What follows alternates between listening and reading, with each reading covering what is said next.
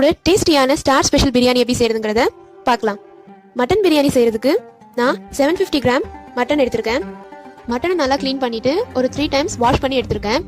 ஒரு spoon ginger garlic paste add பண்ணிட்டு ஒரு ஸ்பூன் கர்ட் ஆட் பண்ணிக்கலாம். 3 கப் வாட்டர் ஆட் பண்ணிக்கலாம். இப்போ இதை அடுப்பில் வச்சிடலாம். இந்த மாதிரி இது பாயில் ஆனதுக்கப்புறம் 20 மினிட்ஸ்க்கு இதை க்ளோஸ் பண்ணி லோ ஃப்ளேமில் வச்சிடலாம். 750 கிராம் 24 கேரட் ரைஸ் எடுத்திருக்கேன்.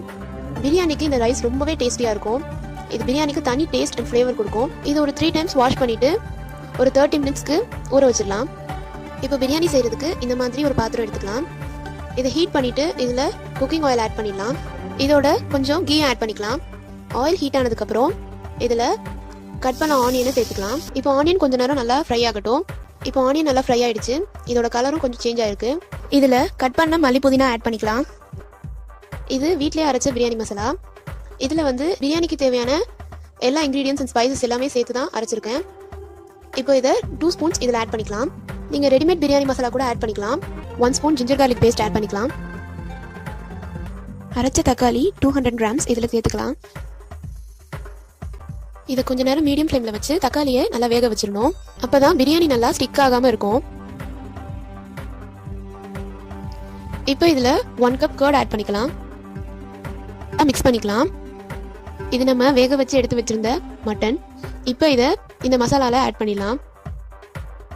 மட்டன் நல்லா மசாலாவோட மிக்ஸ் ஆகிறதுக்கு ஒரு 2 மினிட்ஸ்க்கு நல்லா குக் ஆகட்டும். இந்த மட்டன்ல உள்ள சூப்பை இதில் சேர்த்துக்கலாம்.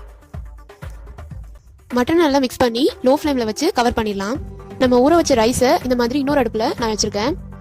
இதில் 1 ஸ்பூன் சால்ட் ஆட் பண்ணிக்கலாம். இப்போ பார்த்தீங்கன்னா இந்த மட்டன் கிரேவியோட நல்லா மிக்ஸ் ஆகி கரெக்டான ஃப்ளேவரில் வந்திருக்கு. இப்போ இந்த மட்டன் எல்லாத்தையும் சைடில் இந்த மாதிரி ஒதுக்கி வச்சிடலாம். சென்டரில் ஃப்ரீயாக விட்டுறணும். ரைஸ் ஹாஃப் குக் ஆயிடுச்சு. இதை ரொம்ப குக் பண்ணிடக்கூடாது. இப்போ இதை இந்த மாதிரி ஒரு ஸ்ட்ரெயினரில் வச்சு இந்த கிரேவியில் ஆட் பண்ணிடலாம். இதை இதில் ஆட் பண்ணியாச்சு. இந்த ரைஸை ரொம்ப ஸ்டிர் பண்ணக்கூடாது. மட்டன் மேலே வர மாதிரி கொஞ்சமாக மெதுவாக இதை இந்த மாதிரி பரட்டி விட்டுறணும். இப்போ இதில் கொஞ்சமாக மேலே ட்ரை கிரேப்ஸ் நான் சேர்த்துருக்கேன். ஃபைனலாக இதில் கொஞ்சமாக கீ சேர்த்துக்கலாம்.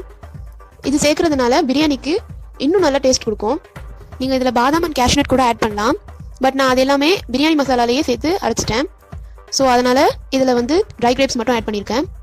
இப்போ இதை க்ளோஸ் பண்ணிவிட்டு 10 மினிட்ஸ்க்கு லோ ஃப்ளேமில் வச்சிடணும். இது 10 மினிட்ஸ்க்கு நம்ம இதை ஓப்பன் பண்ணவே கூடாது. 10 மினிட்ஸ் கழித்து பார்த்தோன்னா நம்மளோட டேஸ்டியான பிரியாணி ரெடி ஆகிடும். பாருங்கள் எவ்வளோ டேஸ்டியாக வந்திருக்குன்னு.